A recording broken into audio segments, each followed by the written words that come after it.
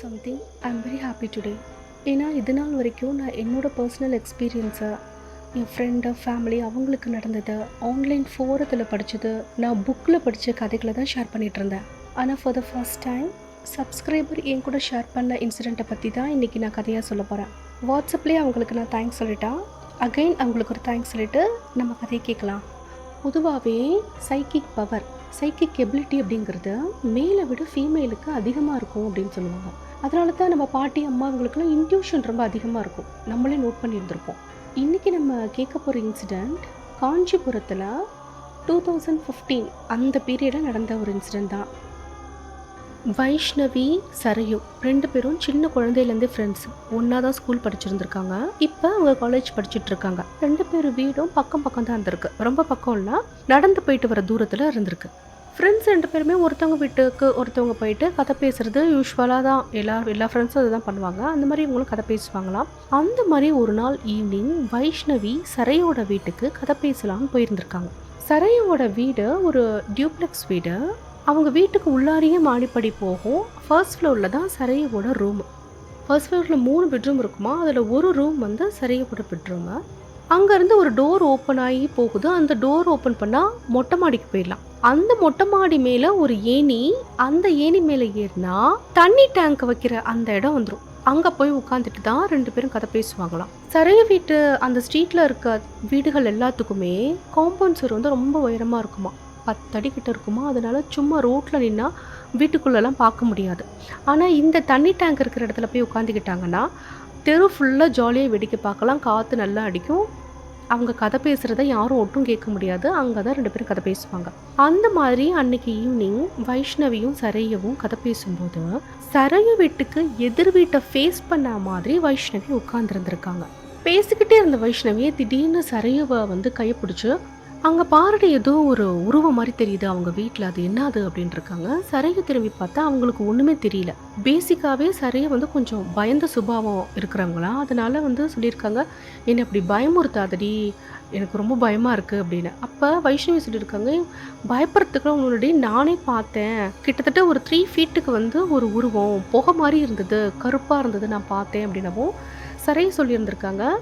வீட்டில் அவங்க தெருவில் இருக்க எல்லார் வீட்லேயுமே மரத்தில் வந்து இலை கீழே கொட்டுமா. இந்த இன்சிடெண்ட்லாம் நடக்கிறது பிப்ரவரி மந்த்து. அவங்க வீட்டு வேப்ப மரத்தில் இருந்தெல்லாம் நிறைய இலையாக கீழே கொட்டி கிடக்கும். அந்த இலையெல்லாம் கூட்டி கொளுத்தி விட்டுருவாங்களாம். அந்த மாதிரி கொளுத்தி விட்ட புகை வந்து போயிருந்துருக்குண்டி. அந்த புகையை வந்து நீ ஏதோ ஒரு ஃபார்ம்னு நீ நினச்சிக்கிட்ட அப்படின்னு சரியாக சொல்லியிருந்திருக்காங்க. அப்போ வைஷ்ணவி என்ன சொல்கிறாங்கன்னா, நானும் அப்படி தான் நினச்சேன். ஆனால் ஃபஸ்ட்டு பார்க்கும்போது நான் அப்படி நினச்சேன். ஆனால் அந்த ஃபார்ம் வந்து அந்த ஸ்மோக் மாதிரி இருக்க அந்த ஃபிகர் வந்து கரையவே இல்லை, காற்றோட அப்படி கரைஞ்சி போகலை. அது அங்கேயே இருந்து ஏதோ சுற்றி ஓடுற மாதிரி இருக்குடி எனக்கு பார்க்குறதுக்கு அப்படின்ட்டு இருக்காங்க. எனக்கு பயமாக இருக்குடி, நீ வா நம்ம 2 பேரும் கீழே போயிடலாம், என்ன அப்படி சொல்லி பயமுறுத்தாத அப்படின்னு சொல்லிட்டு சரியாக வந்து வைஷ்ணவி கையை பிடிச்சி கீழே கூட்டிகிட்டு வந்துட்டாங்களாம் வீட்டுக்கு. கீழே இறங்கி வந்தால் யார் இருக்கானா, எதிர் வீட்டு ஆண்டி இவங்க வீட்டுக்கு வந்து அவங்க அம்மா கூட, சரையோட அம்மா கூட ஏதோ கதை பேசிகிட்டு இருந்திருக்காங்க. இவங்கள பார்த்தோன்னே அந்த ஆண்டி ஃபார்முலாக 2-3 கொஸ்டின்லாம் கேட்டுட்டு விட்டுட்டு அவங்க கிளம்புறாங்க. நான் வீட்டுக்கு கிளம்புறேன், டைம் ஆச்சு, இன்னும் நிறையா வேலை இருக்குது அப்படின்னு சொல்கிற மாதிரி சொல்லிட்டு அவங்க வீட்டுக்கு கிளம்பிட்டாங்க. எதிர் வீடு தானே, எந்திரிச்சு போயிட்டாங்க. சரையவும் வைஷ்ணவியும் இவங்க வீட்டுக்கு கிச்சனுக்கு வந்திருக்காங்க. கிச்சனுக்கு வந்தால் அங்கே ஒரு டிஃபன் பாக்ஸ் இருந்திருக்கு. தெரிஞ்சிருச்சு சரையவுக்கு, எதிர் வீட்டு ஆண்டி தான் ஏதோ வந்து கொடுத்துருக்காங்க சாப்பிட்றதுக்கு அப்படின்னா. அந்த பாக்ஸ் எடுத்தால் வார்மாக இருந்திருக்கு. ஓப்பன் பண்ணால் ஏதோ ஸ்வீட்டு ரொம்ப வாசமாக நல்லா இருந்திருக்கு. அதை சாப்பிடலான்னு நினைக்கும் போது சரையோட அம்மா வேகமாக ஓடி வந்து அந்த பாக்ஸ் அப்படியே பிடுங்கி கம்ப்ளீட்டாக குப்பை தொட்டியில் கொட்டிட்டாங்களாம். இதை பார்த்துட்டு சரையோவுக்கு ரொம்ப ஷாக்கிங்காக இருந்திருக்கு. அம்மா ஏமா புதுசாக தானே இருக்குது ஸ்வீட்டு, கெட்டு போன மாதிரிலாம் இல்லை, வாமாக இருக்குது, வாசமாக இருக்குது, இப்படி சாப்பிட விடாமல் பண்ணிட்டியே, ஏன் உனக்கும் அந்த ஆண்டிக்கு சண்டை வந்துருச்சா, அதனால தான் அப்படி பண்ணிட்டியா அப்படின்னு இருக்காங்க. இவங்க அம்மாவுக்கு இப்படி கேட்கவும் கோவம் வந்துருச்சான். நான் சொன்னாலும் அவங்களுக்கு புரியாது, எல்லாம் எனக்கு தெரியும் போடி அப்படின்னு சொல்லிட்டு ஹார்ஷாக சொல்லியிருக்காங்க. அப்போ இதை கேட்கும்போது வைஷ்ணவிக்கு ஒரு மாதிரி பயம் வந்துருச்சான். நம்ம தப்பான டைமிங்கில் இங்கே இருக்கிறோம் போல இருக்குது, இவங்க அம்மா அவ்வளோ கோவமாக இருக்காங்களே அப்படின்ட்டு, நான் வீட்டுக்கு கிளம்புறேன் ஆண்டி, லேட் ஆகிடுச்சு, அம்மா தேடுவாங்க அப்படின்ற மாதிரி அந்த இடத்துல வந்து எஸ்கேப் ஆயிடலான்னு சொல்லி வைஷ்ணவி நினச்சிட்டு இருந்திருக்காங்க. இப்போ தான் சரையோட அம்மாவுக்கு வந்து ரியலைஸ் பண்ணியிருந்திருக்காங்க, ஐயோ நம்ம இந்த பொண்ணு முன்னாடி இப்படி நம்ம பேசிட்டோம், பிஹேவ் பண்ணிட்டோம், தப்பாக அதை நினச்சிருப்பாளோ என்னவோ அப்படின்னு சொல்லி நினச்சிக்கிட்டு அவங்க சொல்கிறாங்களாம், ஒரு நிமிஷம் இருங்கம்மா அப்படின்னு சொல்லிட்டு அவங்க பூஜை ரூமுக்கு போயிட்டு அங்கேருந்து குங்குமம் எடுத்துகிட்டு வந்து 2 பேருக்கும் நெத்தியில் வச்சு விட்டுருந்துருக்காங்க. ஏன்னா சரையோட அம்மா வந்து காஞ்சிபுரத்தில் மகா பெரியவாவோட ரொம்ப ஒரு பக்தையாம். ரொம்ப ஒரு தீவிரமான ஒரு டிவோட்டி, மகா பெரியவாவோட டிவோட்டி. அவங்க லலிதா சகஸ்ரநாமம் படிக்காமல் ஒரு நாள் கூட இருந்தது இல்லையா, மனப்பாடமாக படிப்பாங்களாம். அவங்க அம்மா குங்குமம் வச்சு விட்டுட்டு என்ன சொல்லியிருந்திருக்காங்க அப்படின்னா, ஒரு 2-3 நாளாகவே எதிர் வீட்டை பார்க்கும்போது எனக்கு மனசே சரியில்லைம்மா, அவங்க வீடே ஏதோ இருண்டு போன மாதிரி இருக்குது. இப்போ கூட அந்த ஆன்ட்டி வந்து எதுக்கு வந்தாங்கன்னா, அவங்க பையனுக்கு கல்யாணம் வச்சுருக்காங்களாம், அதுக்கு ஃபஸ்ட்டு பத்திரிக்கை வைக்கிறதுக்கு குலதெய்வம் கோயிலுக்கு போகிறாங்களா, அதை சொல்லிட்டு போகிறதுக்கு தான் ஸ்வீட் கொடுத்துட்டு வந்தாங்க, ஸ்வீட் கொடுக்க வந்தாங்க. இப்போவும் அந்த ஆன்ட்டியை பார்க்குறதுக்கு ஏதோ எனக்கு நெகட்டிவாக மனசுக்குள்ளே உறுத்திக்கிட்டே இருக்குது. நல்ல விஷயத்தை பற்றி சொல்ல வந்திருக்காங்க, ஆனாலும் என் மனசுக்குள்ளார ஏதோ ஒன்று தோணுதுமா, ஏதோ நடக்க போகிற மாதிரி இருக்குது அவங்களுக்கு. அவங்க ஃபுல் வீட்டை சுற்றியுமே ஏதோ ஒரு நெகட்டிவ் எனர்ஜி இருக்குது, அதை என்னால் ஃபீல் பண்ண முடியுது. அதனால தான் அவங்க கொடுத்த பொருளை வந்து சாப்பிட வேணாம்னு சொல்லி நான் கொட்டிட்டேன், தப்பாக எடுத்துக்காதீங்க அப்படின்னு சொல்லி வைஷ்ணவிக்கு எக்ஸ்பிளைன் பண்ணியிருந்திருக்காங்க. இப்போ சரையு என்ன சொல்கிறாங்கன்னா, மாடியிலேருந்து அவள் என்னை பயமுறுத்தினா, ஏதோ அவங்க வீட்டில் கருப்பாக ஓடுதுன்னு. இப்போ நீ வந்து இப்படி சொல்கிற, எனக்கு ரொம்ப பயமாக இருக்குது, அப்பா வந்தோன்னு நான் சொல்ல போகிறேன் அப்படின்னு சரையை வந்து சொல்லிட்டு இருக்காங்க. இப்போ அவங்க அம்மா வந்து ஸ்டாப் ஆகிட்டாங்களாம். யூஸ்வலாகவே சரையு வந்து அவங்க அப்பா கிட்ட இந்த மாதிரி அவங்க அம்மா ஏதாவது பேசுனாங்கன்னா அவங்க அப்பா கிட்ட சொல்லிடுவாங்களாம். அதனால அவங்க அம்மா அப்பாவுக்கு ஒரு சின்ன கிளாஷ் ஒன்று வருமா, நீ வந்து இந்த மாதிரிலாம் பேசாத, பாப்பா வந்து பயப்படுறேன்னு சொல்கிறாள், அவகிட்டயே அப்படின்னா நீ பேசுகிறேன்னு சொல்லி இதுக்கு முன்னாடி நடந்த இன்சிடென்ட்டுக்குலாம் இவங்க அப்பா வந்து உங்கள் அம்மாவை திட்டிருந்திருக்காரு. அதனால சரையோட அம்மா வந்து இதுக்கு மேலே நம்ம பேச வேணாம்னு சொல்லி ஸ்டாப் பண்ணிட்டாங்க. சரிம்மா நீங்கள் பத்திரமா போயிட்டு வாங்க அப்படின்னு சொல்லி மட்டும் அனுப்பிச்சி விட்டுட்டாங்களாம். அந்த நைட்டு வந்து அதோட முடிஞ்சிருச்சு. வைஷ்ணவி அவங்க வீட்டுக்கு போயிட்டாங்க. மறுநாள் காலையில் அந்த எதிர் வீட்டு ஆன்ட்டி அங்கிள் அவங்களோட ஃபஸ்ட்டு பையன், அவங்களுக்கு வந்து 2 பசங்களாம். ஃபஸ்ட்டு பையனுக்கு தான் கல்யாணம், 2வது பையன் வந்து 12th +2 படிச்சுட்டு இருந்திருக்காரு. அப்போது அவருக்கு வந்து ப்ராக்டிக்கல் எக்ஸாம் நடந்துட்டு இருந்துச்சா இல்லை நடக்க போகிறதுக்கு முன்னாடியேன்னு தெரியல. அவருக்கு லீவு கிடையாது, 12th படிக்கிறதுனால லீவு ஸ்கூலில் போடக்கூடாதுன்னு சொல்கிறதுனால அவர் வந்து கோயிலுக்கு போகலை. அவர் மட்டும் ஸ்கூலுக்கு போகிறாரு, மற்ற 3 பேர் வந்து கோயிலுக்கு போகிறாங்க. காலங்காத்தாலே கிளம்பி அவங்க போயிட்டாங்களாம். டே வந்து நார்மலாக போன மாதிரி தான் போயிட்டு இருந்திருக்கு. அன்னைக்கு ஈவினிங் ஒரு 7 மணி போல் அந்த எதிர் வீட்டு பையன், 12th படிச்சுட்டு இருக்க பையன், அவர் பேர் பிரபுவான். அவர் வந்து இவங்க வீட்டுக்கு வேகமாக ஓடி வந்திருக்காரு. எதிர் வீட்டுக்கு ஓடி வந்து இவங்க அப்பா கிட்ட வந்து ஃபோனை கொடுத்து, எனக்கு பயமாக இருக்குது அங்கிள், நீங்கள் பேசுங்க அப்படின்னு சொல்லி ஃபோனை கொடுத்துருக்காரு. ஃபோனில் என்ன நியூஸ் கிடச்சிருக்கு அப்படின்னா, கோயிலுக்கு போன இந்த 3 பேரும், பிரபுவோட அம்மா அப்பா அண்ணா 3 பேரும் கார் ஆக்சிடெண்ட்டில் இறந்து போயிட்டாங்க. அதுவும் அந்த ஆக்சிடெண்ட்டை சாயங்காலமே நடந்திருக்கு. ஆனால் இவங்களுக்கு இன்ஃபர்மேஷன் வந்தது என்னமோ 7 மணிக்கு மேலே தான். பையனோட சொந்தக்காரங்களுக்கு சொன்னாலும் இனியும் ரொம்ப லேட் ஆகும், யாரும் வரத்துக்கும் லேட் ஆகும் அப்படின்றதுனால ஃபுல் ஹெல்ப்புமே அவங்க நெய்பர்ஸ் தான் பண்ணியிருந்திருக்காங்க. ஃபார்மாலிட்டிஸ் எல்லாம் முடிச்சுட்டு ஜிஹெச்க்கு வந்து ஆக்சிடெண்ட் ஆகிட்டு பாடியை வந்து ஜிஹெச்க்கு எடுத்துகிட்டு போயிருந்திருக்காங்க. அங்கேருந்து திருப்பி பாடியை கிளைம் பண்ணி வீட்டுக்கு வந்து அவங்களுக்கான ஃபியூனரல்லாம் பண்ணுறதுக்கு மறுநாள் ஈவினிங் கிட்ட ஆயிடுச்சான். சொந்தக்காரங்களும் வந்தால் இந்த மாதிரி காரியத்துக்கு வந்தவங்க சொல்லாமல் கொள்ளாமல் போகணும் அப்படின்னு சொல்கிறதுனால அதை ஒரு பாயிண்ட்டாக எடுத்துகிட்டு வந்தவங்க எல்லாருமே, இவங்களோட ரிலேட்டிவ்ஸ் எல்லாமே ஓடிட்டாங்க. யாருமே இந்த பையனுக்கு துணையாக நிற்கவே இல்லை. எஸ்பெஷலி அவங்க அப்பாவோட தங்கச்சி, அவங்க அப்பாவுக்கு 2 தங்கச்சியும், அதில் ஒரு தங்கச்சி வரவே இல்லை. ஒரு தங்கச்சி மட்டும்தான் வந்திருக்காங்க. அவங்க ஃபேமிலியிலேருந்து கூட யாரும் வரல. அவங்களும் ஒரு மரியாதைக்கு ஏதோ வந்துட்டு அப்படியே ஓடி போனவங்க தான். இந்த பையனுக்குன்னு ஹெல்ப் பண்ணுறதுக்கு யாருமே இல்லை. அவங்களுக்கு தாத்தா பாட்டி கிடையாது. இவங்க அப்பா சைடு அம்மா சைடு 2 சைட்லையுமே தாத்தா பாட்டியெல்லாம் யாருமே இல்லை. க்ளோஸ் ரிலேட்டிவ்ஸ் யாருமே கிடையாது இந்த பையனுக்கு. வந்த கொஞ்சம் தூரத்து சொந்தமும் அப்படியே விட்டுட்டு ஓடிட்டாங்க.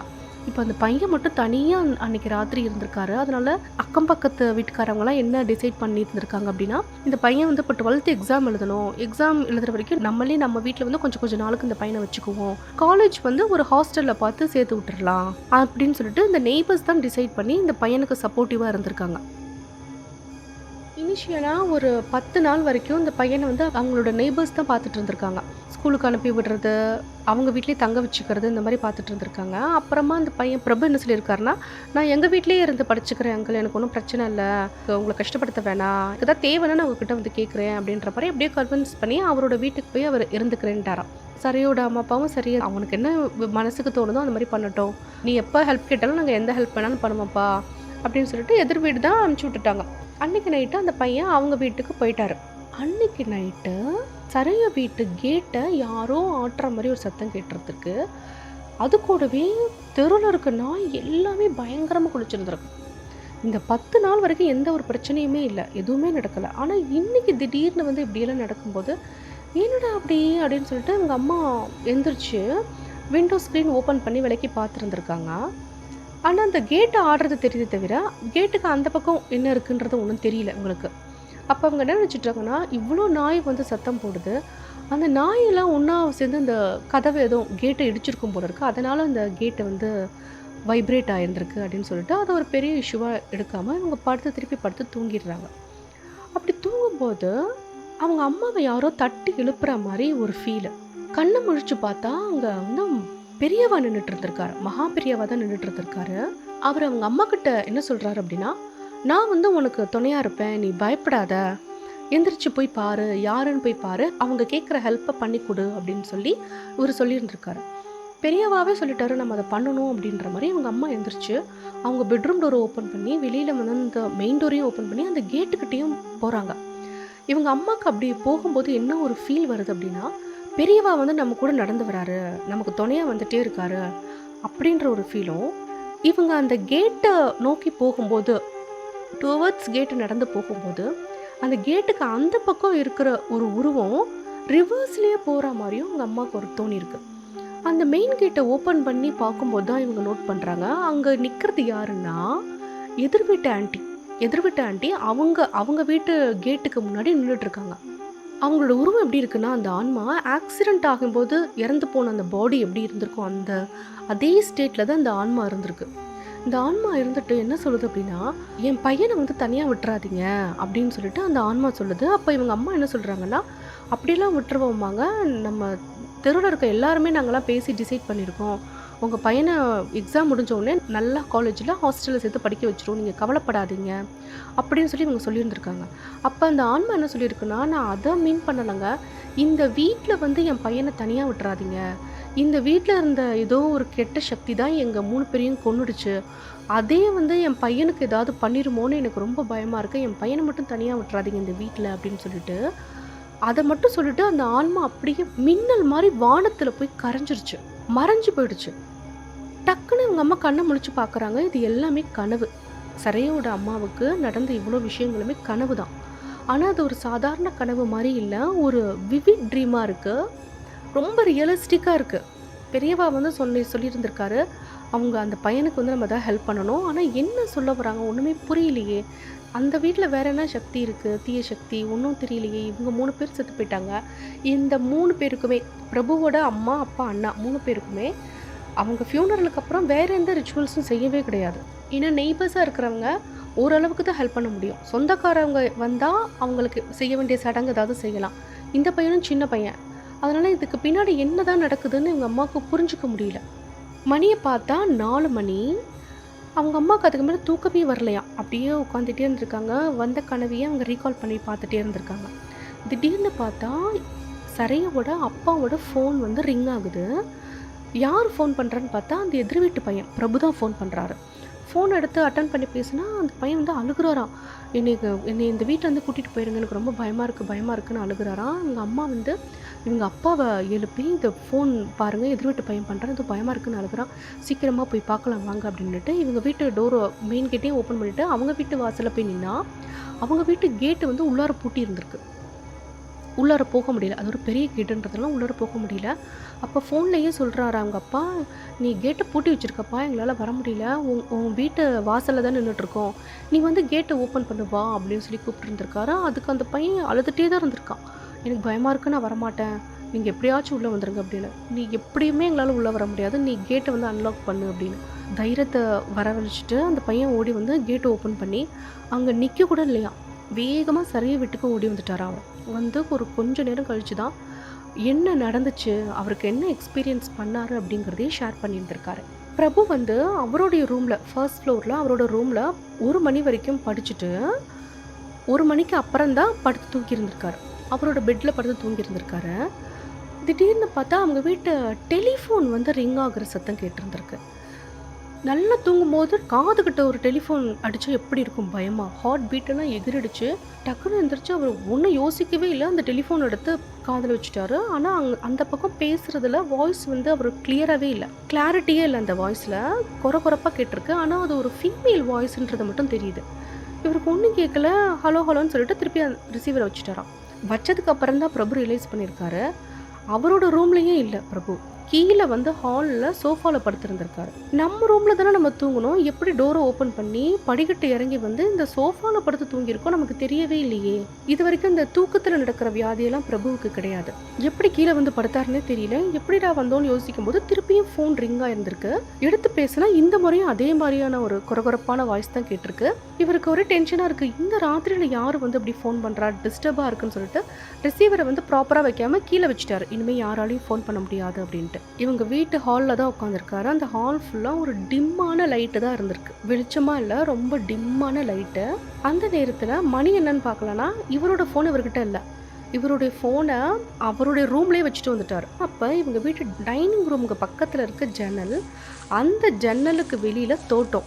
அந்த ஏரியாவில் இருந்து ஏதோ ஒரு சத்தம், யாரோ நடக்கிற மாதிரி சத்தம், மெதுவாக நடந்து போகிற மாதிரி இருக்குது. ஏதாவது திருடங்க வந்துட்டாங்களா, நம்ம தனியாக இருக்கோம்னு நினச்சிட்டு அப்படின்னு சொல்லி இவர் மெதுவாக எந்திரிச்சு போயிட்டு அந்த ஜன்னல் வழியாக பார்த்துருந்துருக்காரு. ஆனால் அந்த நடக்கிற சத்தம் நல்லா கிளியராகவே கேட்குது. ஆனால் விசிபிளாக யாருமே அங்கே இல்லை. அந்த நடக்கிற சத்தம் இப்போ என்ன ஆகுது, கொஞ்சம் கொஞ்சமாக ஓடுற மாதிரி இன்க்ரீஸ் ஆகுது. அந்த ஃபுட் ஸ்டெப்ஸ் வந்து வேக வேகமாக வந்து ஓடுற மாதிரி இருக்குது. அவங்க வீட்டு தோட்டத்தில் அந்த காஞ்சி போன இலையாக இருந்திருக்கு. அந்த காஞ்சி போன இலை மேலே யாரும் ஓடுறாங்க. அந்த இலை வந்து ஓடுனா எப்படி ஒரு சத்தமும் ஒரு ஒரு அதிர்வும் இருக்குமோ, இது எல்லாமே இவருக்கு கண்ணுக்கு தெரியுது, காதால் கேட்க முடியுது. ஆனால் எந்த ஒரு உருவத்தையும் இவரால் பார்க்க முடியல. என்னடா வித்தியாசமாக இருக்கே இது அப்படின்னு இவர் பார்த்துட்டு இருக்கும்போதே மொபைல் வந்து ரிங் ஆகிற சத்தம் கேட்டிருக்கு. யாருடைய மொபைல்லாம், இவங்க அம்மாவுடைய ஃபோனு. கோயிலுக்கு போகும்போது அவங்க அப்பாவும் அண்ணனும் மட்டும்தான் ஃபோன் எடுத்துகிட்டு போயிருந்துருக்காங்க. அவங்க அம்மா வந்து ஃபோன் எடுத்துக்கிட்டு போகவே இல்லை. இவங்க அம்மாவோட ஃபோன் தான் ரிங் ஆகிருந்திருக்கு. யார் அந்த அம்மா ஃபோன் ரிங் ஆகுதுன்னு சொல்லி அவர் ஹாலில் தான் இருந்திருக்கு. அதை போய் இந்த ஃபோன் எடுத்து பார்த்துருக்காரு. யார் ஃபோன் பண்ணுறான்னா இவங்க அம்மாவோட ஃபோனுக்கு இவங்க அம்மாவே ஃபோன் பண்ணுறாங்க. அம்மான்ற நம்பர்லேருந்து ஃபோன் வருது. இதை பார்க்கும்போது அவருக்கு இன்னும் ரொம்ப பயமாயிடுச்சு. இப்போ பிரபு என்ன நினச்சிக்கிட்டாருன்னா, செத்துப்போன இவங்க அம்மா அப்பா அண்ணன் இவங்கெல்லாம் தான் பயமுறுத்த ஆரம்பிக்கிறாங்க அப்படின்னு அவர் அந்த ஃபோன் எடுத்துக்கிட்டு வேகமாக கிச்சனுக்கு ஓடி போயிட்டாராம். ஏன்னா கிச்சனில் தான் பூஜை ரூம் வச்சுருந்துருக்காங்க. இப்போ இந்த சத்தம் கேட்கும்போதே, இவங்க தோட்டத்தில் ஓடுற சத்தம் கேட்கும்போதே அவங்க தெருவில் இருக்க அவ்வளோ நாயும் வந்து அப்படி கொலைச்சு சத்தம் போட்டுருந்துருக்கு, ஊட விட்டுருக்கு. நாய் சத்தமும் சரி, இந்த ஓடுற சத்தமும் சரி பிரபுவுக்கு வந்து பயங்கர பயத்தை உண்டு பண்ணிருச்சு. இவர் வந்து என்ன நினச்சிக்கிட்டாருனா, செத்துப்போன இவங்க அம்மா அப்பா அண்ணா இவங்கெல்லாம் தான் பயமுறுத்துறாங்க போல இருக்குது அப்படின்னு சொல்லி நினச்சிக்கிட்டாராம். இந்த பேயெல்லாம் வந்துருச்சு, செத்து போனவங்க பேயாக வந்துட்டாங்க, அதில் தான் நாயெல்லாம் குலைக்குது, இவங்க தான் அப்படி தோட்டத்தில் ஓடுறாங்க அப்படின்னு நினச்சிக்கிட்டு இவர் இவங்க அம்மா கிட்ட வந்து வேண்ட ஆரம்பிச்சிட்டாரு. அம்மா என்னை பயமுறுத்தாதம்மா, ப்ளீஸ்மா, எனக்கு ரொம்ப பயமாக இருக்குமா, நீங்கள் 3 பேர் தான் என்னை பயமுறுத்துறீங்களா, ஏம்மா நீயே என்னை பயமுறுத்தலாமாப்பா, என்னை பயமுறுத்தாதம்மா ப்ளீஸ்மான்னு சொல்லி அவங்க அம்மா கிட்ட வேண்டி வேண்டி அழுக ஆரம்பிச்சிட்டாரு. இவர் இவங்க அம்மா கிட்ட ப்ரேயர் பண்ண ஒரு 10 நிமிஷத்தில் அந்த நாய் சத்தமும் நின்றுடுச்சு, அந்த ஓடுற சத்தமும் நின்றுடுச்சு, அமைதியாக இருந்திருக்கு. ஃபுல் என்விரான்மெண்ட்டுமே சைலண்ட் ஆகிடுச்சு. பிரபுவுக்கு இந்த இன்சிடென்ட் நடந்த அதே நேரத்தில் தான் சைமல்டேனியஸாக சரையோட அம்மாவுக்கு கனவு வந்திருக்கு. அந்த கனவுல தான் பிரபுவோட அம்மா வந்து என் பையனை அந்த வீட்டில் தனியாக விடாதீங்க அப்படின்னு சொல்லிட்டு போயிருந்திருக்காங்க. இந்த கனவு முடியும் போது அவங்க அம்மா கூட, சரையோட அம்மா கூட நினச்சிருந்துருக்காங்க, என்கிட்ட சொல்கிறத அவங்க அம்மா அவங்க பையன்கிட்டயே சொல்லியிருந்துருக்கலாமே, ஏன் என்கிட்ட வந்து சொல்லணும், அந்த பையன்கிட்ட வந்து அந்த வீட்டில் இருக்காத தனியாக இருக்காதுன்னு சொல்லியிருந்தா அந்த பையன் வருவானே அப்படின்னு சொல்லி நினச்சிருந்துருக்காங்க. இப்போ இந்த பையன் சொல்லும்போது இதை ரீகால் பண்ணி பார்த்து என்ன நினச்சிக்கிறாங்கன்னா, சின்ன பையன்கிட்ட போய் அவங்க அம்மா ஒருவேளை பேசியிருந்தா கூட அவன் பயந்துருப்பான், இந்த பையனை பயமுறுத்தக்கூடாது அப்படின்னு தான் அவங்க அம்மா நினச்சிருந்துருக்காங்க, அதனால தான் என் கனவுல வந்து சொல்லியிருந்திருக்காங்க அப்படின்னு நினச்சிட்டு இந்த பையனை வந்து அவங்க அம்மாவும் அப்பாவும், சரையோட அம்மாவும் அப்பாவும் கன்சோல் பண்ணியிருந்திருக்காங்க. நீ பயப்படாதப்பா, ஒன்றும் இல்லை, பிரச்சனை இல்லை, நீ இங்கேயே இருந்துக்கோ, உங்கள் வீட்டில் பகலில் போயிட்டு உனக்கு தேவையான திங்ஸ் எல்லாம் எடுத்துகிட்டு வந்துக்கோ, நீ உங்கள் வீட்டுக்கு போக வேணாம், நீ இங்கேயே இரு எக்ஸாம் முடிகிற வரைக்கும் அப்படின்ற மாதிரி அந்த பையனை வந்து சமாதானப்படுத்தி பேசியிருந்திருக்காங்க. இதெல்லாம் முடிச்சதுக்கப்புறம் சரையோட அம்மாவும் அப்பாவும் தனியாக பேசும்போது அவங்க அம்மா அவங்களோட கனவெல்லாம் பற்றி அவங்க அப்பா கிட்ட ஷேர் பண்ணியிருந்திருக்காங்க. பண்ணிவிட்டு நம்ம ஏதாவது ஒரு முடிவெடுக்கணும், ஏன்னா இவங்க அம்மா கனவுல வந்து சொன்னாங்க ஓகே, பட் இவங்க 3 பேருக்குமே, பிரபுவோட அம்மா அப்பா அண்ணா 3 பேருக்குமே வேறு எந்த ஒரு ரிச்சுவல்ஸும் செய்யவே கிடையாது.